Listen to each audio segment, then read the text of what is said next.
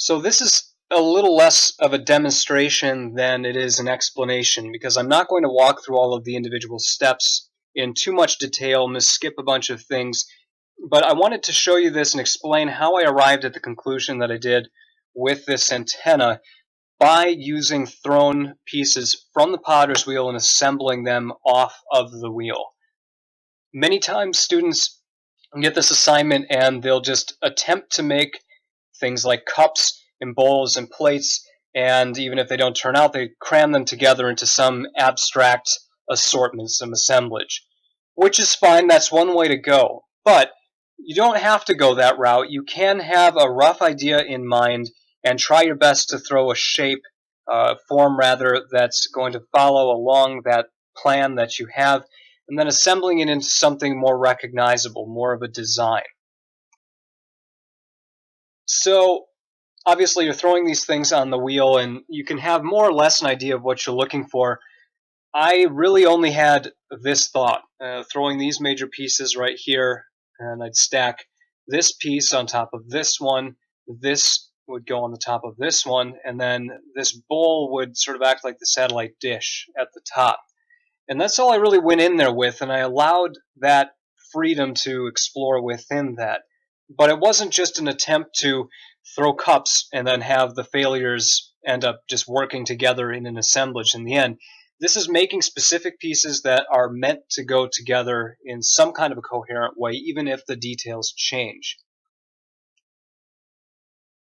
So here you see everything has gotten to a leather hard state. Everything's been thrown. If I had to trim some things up, I've already done that. And now I'm putting things together. And like I said, this disc is at the bottom. This is on on top of that is the next widest piece. Then this neck, you can see I've cut off an angle on, a more or less 45-degree angle for this bowl to then nest inside of. And this piece right here that I've cut off down at the bottom, that came from up here, I'm actually going to use again. I think it's helpful when you do this, you're done cleaning up the wheel, you've moved away from the wheel, to make use of the scraps that you've created, because they're still going to have a geometry that will parallel other curves in the piece that you're working on.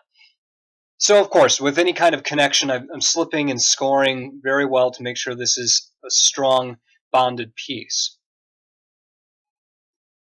So now that bowl is on the top, and right here is that one of those fragments that I had cut off. I'm going to just slip that on the back here, finishing it off with just a little bit of a detail that I didn't necessarily anticipate that being there, but it seemed to work.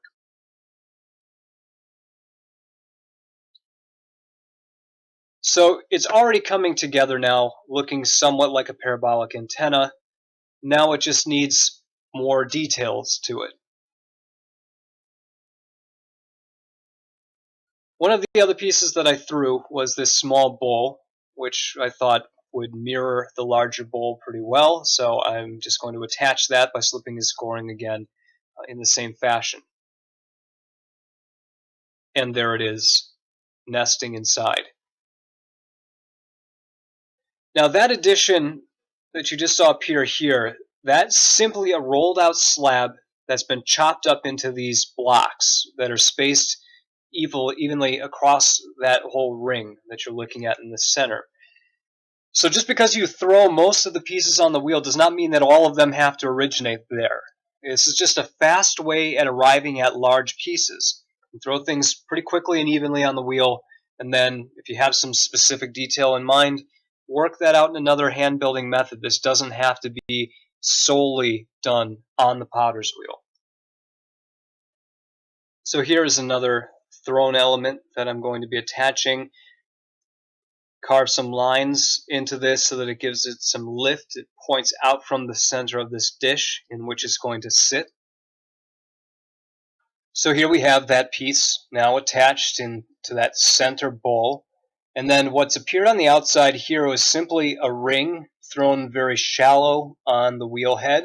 And then once it's been dried and taken off, I cut it into pieces and then spaced it out along this edge with a way that kind of mirrors the spacing of the blocks that are attached down below on the neck.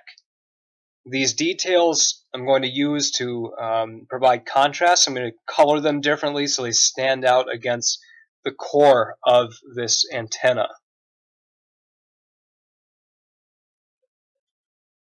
Now, you'll notice what look like rivets down here at the bottom. Those are just little balls rolled up and cut in half. Also on the back of the antenna dish here, I've added another little bowl to the top. That was actually pinch formed. And then this needle point sticking out from the center. And that's it. It's very simple. I was going for something that looks like a science fiction toy. And keeping in that vein, I colored this in a very simple way as well.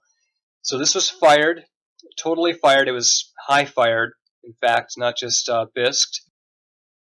And once I got that out of that final firing, I painted it with gouache, which is a type of water-based paint that has a lot of opacity to it, covers well. And this is just one of the materials I was playing around with in various pieces at this point. So this doesn't necessarily have to be the way that you would finish something like this, but it gave me a flat look that really popped out, helped to highlight the simplicity of this form. But that's all there is to it. Just wanted to give you a look through getting to this conclusion using thrown pieces that were assembled off of the wheel.